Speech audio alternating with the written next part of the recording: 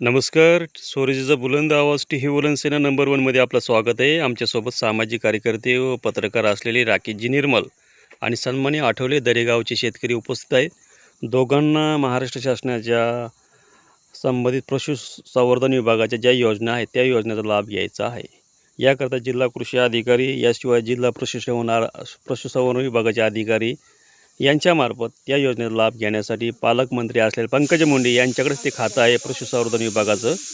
तर त्यासंबंधी ज्या योजना आहेत त्या योजनेच्या अंतर्गत त्यांना लाभ झाला पाहिजे अशी त्यांची धारणा आहे.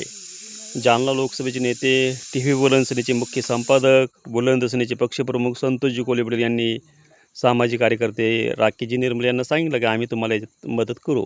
त्याचसोबत सामाजिक कार्यकर्ते सन्माननीय आठवले यांनाही मदत आपण करायचा प्रयत्न करू असं त्यांना सांगितलेलं आहे.